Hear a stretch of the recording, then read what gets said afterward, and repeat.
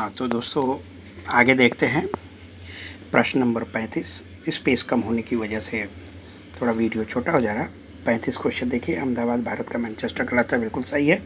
और अहमदाबाद भारत में सूती वस्त्र उद्योग का वाणिज्यिक उत्पादक है, बिल्कुल सही है। ऑप्शन ए व्याख्या भी कर रहा है। 29 क्वेश्चन नंबर प्रश्न 29 देखिए। 29 तो हो चुका, 35 कर चुके हम लोग। ये इंग्लिश सेक्शन है।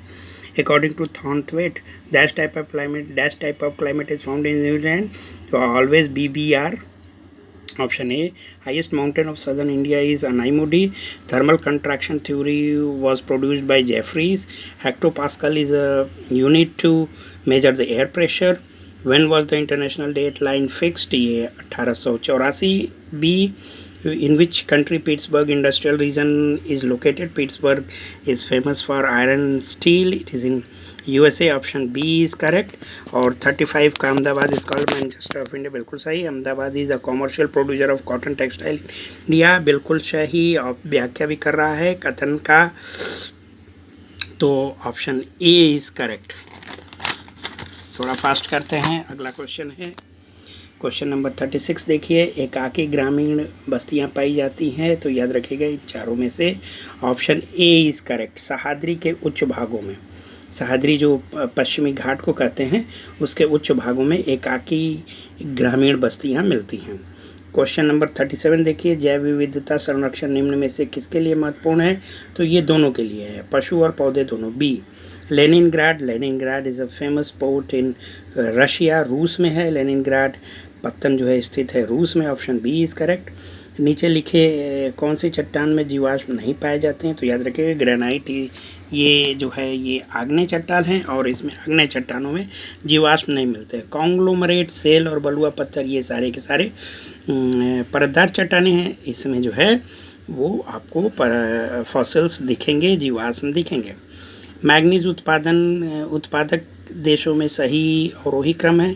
अगर चारों ऑप्शन को देखा जाए तो ऑप्शन ए सही है। दक्षिण अफ्रीका, ऑस्ट्रेलिया, चीन और भारत। 11वां है ग्रैबेन उत्पन्न होता है, तो ये भ्रंशन से होता है। ऑप्शन सी करेक्ट है। महाद्वीपीय विस्थापन सिद्धांत की पुष्टि हुई है। इनमें से अगर चारों को देखें तो चारों सही है। Option D is correct. अब क्वेश्चन नंबर 37, ये 36 देख लीजिए। ये इसी का इंग्लिश है। Isolated rural settlements found in A, the higher parts of Sahyadris. Conservation of biodiversity is important for both animals and plants.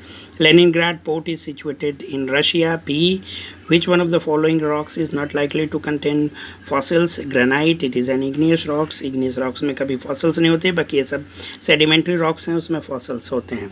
चौथा 40वां है the correct descending order of the manganese production countries in the world is option A is correct. South Africa, Australia, China, India.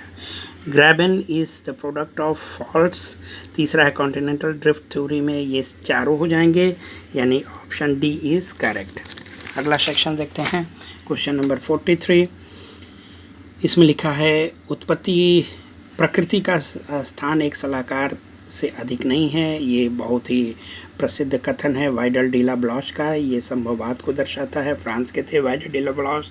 Himalaya के किस भाग में हम करेवा का निर्माण करते हैं? करेवा बिल्कुल बहुत कई बार पूछा है, कश्मीर हिमालय हो जाएगा इसमें।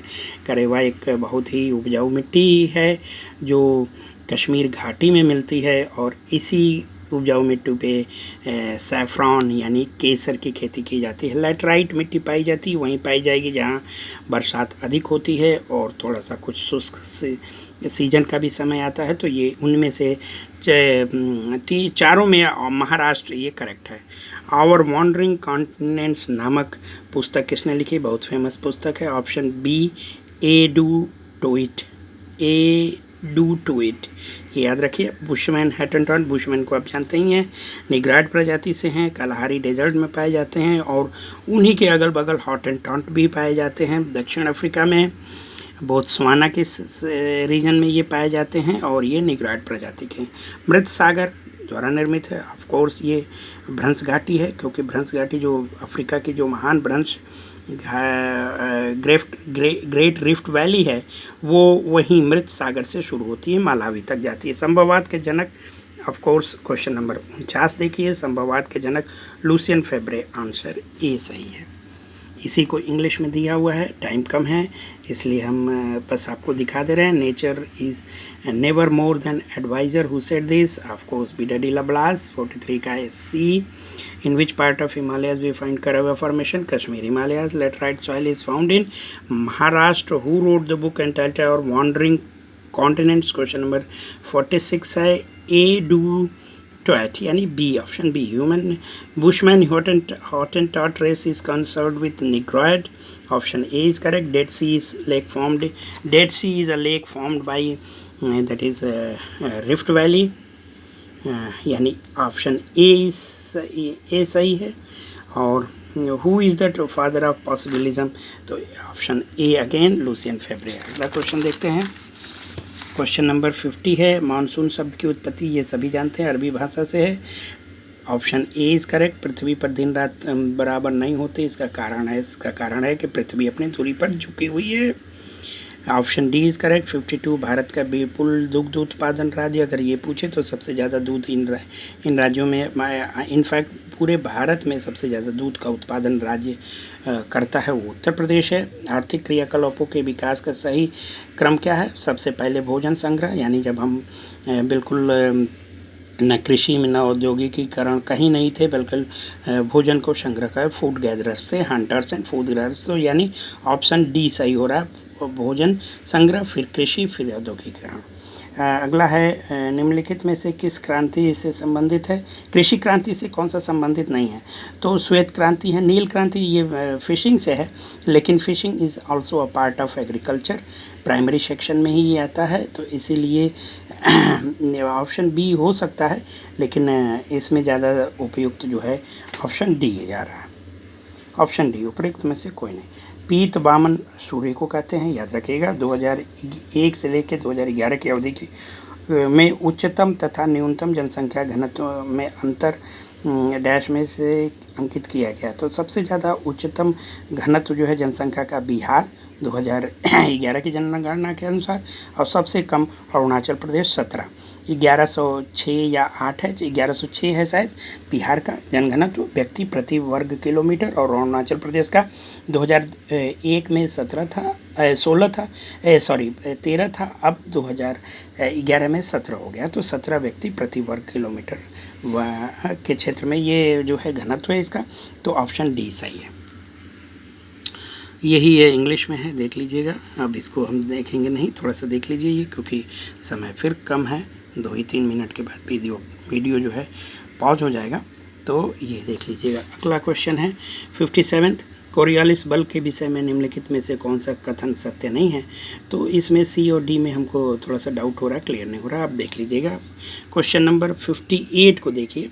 वनों का प्रकार उष्णकटिबंधीय सदाबहार वन, कांगो बेसिन बिल्कुल सही है। कोणधारी वन उत्तरी कनाडा बिल्कुल सही है। भूमध्य वन कैलिफोर्निया बिल्कुल सही है। डी उष्णकटिबंधीय पतझड़ वन बिल्कुल मंगोलिया नहीं है, क्योंकि उष्णकटिबंधीय क्षेत्र में मंगोलिया नहीं आता, याद रखिएगा, रूस और चीन के बीच में।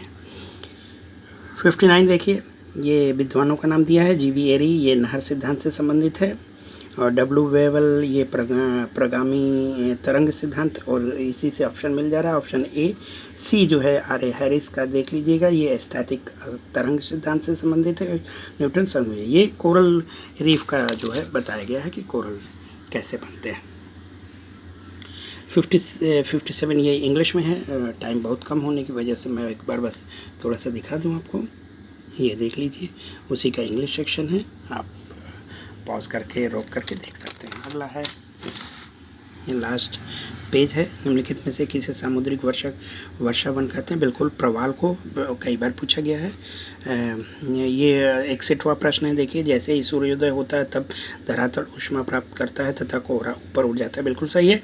विकिरण शीतलन के कारण आरंभिक उषाकाल में कोहरा उत्पन्न होता है, ये भी सही है। तो सी ऑप्शन सही है, 1 और 2 सही है। उपलब्धता के आधार पर निम्न में से कौन सा संसाधनों का वर्गीकरण सही है? तो ऑप्शन ए सही है, सर्वसुलभ, सामान्य सुलभ और दुर्लभ। तो ये कई बार पूछा चुका है। ये उपलब्धता के आधार पर संसाधनों का वर्गीकरण हम इसी तरीके से करते हैं। अगला है 63वां क्वेश्चन है। विश्व में धान उत्पादन देशों के समूह में अगर हम देखें तो सही क्रम है, पहला चीन, भारत, फिर इंडोनेशिया और संयुक्त राज्य अमेरिका। ऑप्शन डी ज़्यादा सही लग रहा है, ऑप्शन डी आंसर हो जाएगा। ये उसका इंग्लिश रूपांतरण है मित्रों। विच one of the following is called the rain forest of oceans, ये कोरल्स हो जाएगा। Examine the following statements and select the correct answer. Question number 61 देखिएगा। Using given code be given below, fog lifts when up when the ground gets heated as the sun comes up, बिल्कुल सही। fog occurs in the early morning due to radiational cooling, बिल्कुल सही है, दोनों सही है। Question number 62 देखिए। Which one of the following is correct, classification of resources according to its availability. तो option A ubiquities, commonalities and rarities, ये option A सही है। और group of countries in descending order in the production of paddy is again China सबसे ऊपर है, फिर आपका है इंडिया, फिर इंडोनेशिया और USA. Option D is the more correct. तो थैंक्स वेरी मच। एक शायद उसमें वो रबड़ उत्पादन कंट्रीज़ में देख लीजिएगा, थाईलैंड में भी रबड़ उत्पादन अधिक होता है, तो ब्राज़ील में भी रबड़ उत्पादन है, लेकिन उसमें ऑप्शन जो है शायद हो सकता है ब्राज़ील को छोड़ा हो। अब देखिए आयोग क्या देता है। इसी के साथ हम आपसे विदा लेते हैं। नमस्कार, जय हिंद, जय भारत।